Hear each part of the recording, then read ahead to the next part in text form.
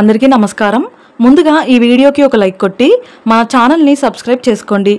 ఈ నెల సెప్టెంబర్ 21వ తేదీన ఆదివారం నాడు మహాలయ అమావాస్య ఏర్పడుతుంది। అన్ని అమావాస్యల కంటే మహాలయ అమావాస్యకు చాలా శక్తి ఉంటుంది। అలాగే ఆదివారం అమావాస్య రావడం ఇంకా విశేషం। ఇది చాలా పవర్ఫుల్ అమావాస్య అని మన జ్యోతిష్య పండితులు వివరిస్తున్నారు।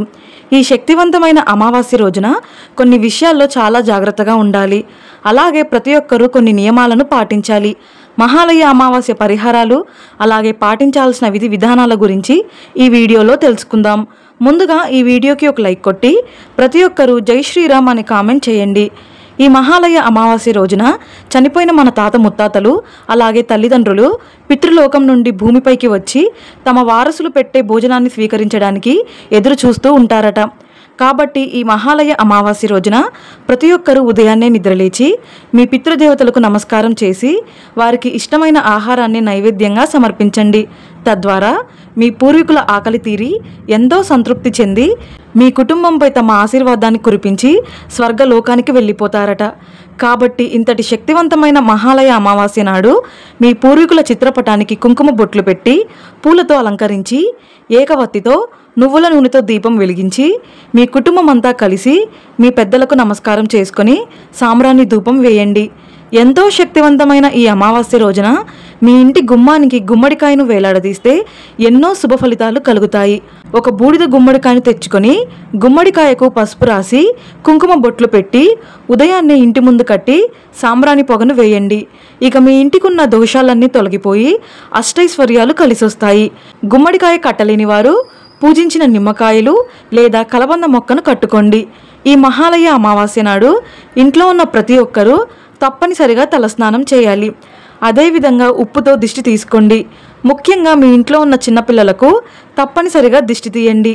అమావాస్య రోజున పిల్లలకు దిష్టి తీస్తే భయంకరమైన నరదిష్టి దోషాలన్నీ తొలగిపోయి సంపూర్ణ ఆరోగ్యం కలుగుతుంది।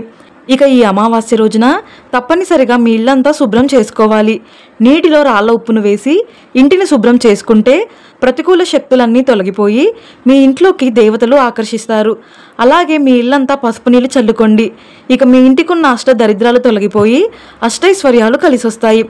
లక్ష్మీ కటాక్షంతో ధనలాభాన్ని కోరుకునేవారు ఈ అమావాస్య నాడు మీ పూజగది ముందు కూర్చొని ఓం లక్ష్మీదేవియే నమః అనే మంత్రాన్ని 108 సార్లు చదవండి।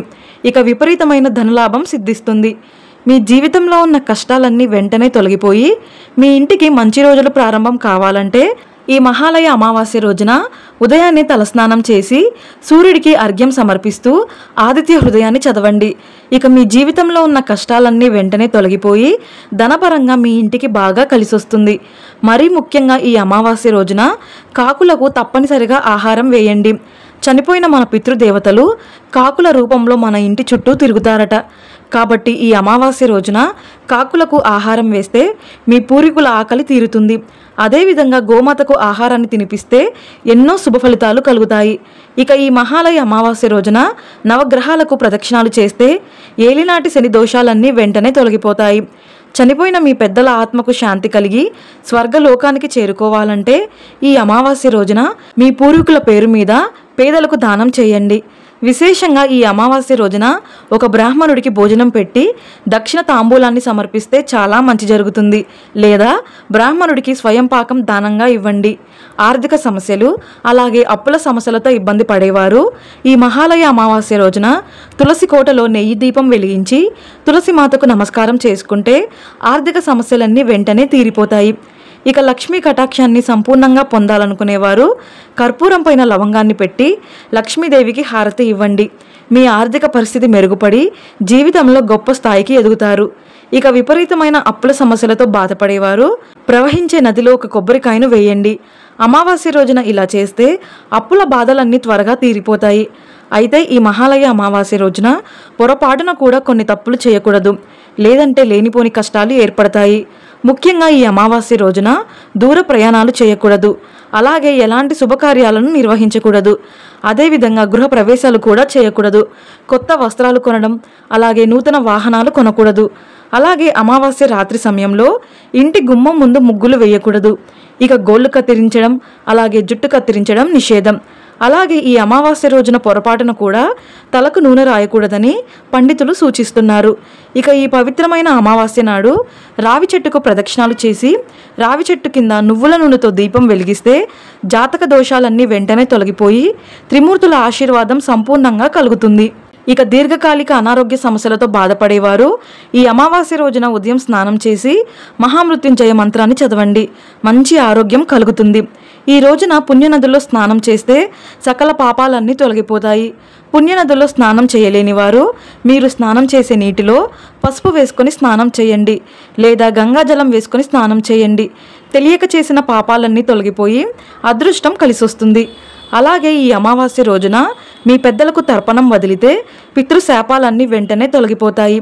ఇంటి యజమాని ఉదయాన్నే తలస్నానం చేసి మీ ఇంటి ముందు దక్షిణ ముఖంగా నిలబడి నీటిలో నల్ల నువ్వులను కలిపి చనిపోయిన మీ పెద్దల పేర్లను తలుచుకుంటూ ఆ నీటిని తర్పణంగా వదలండి.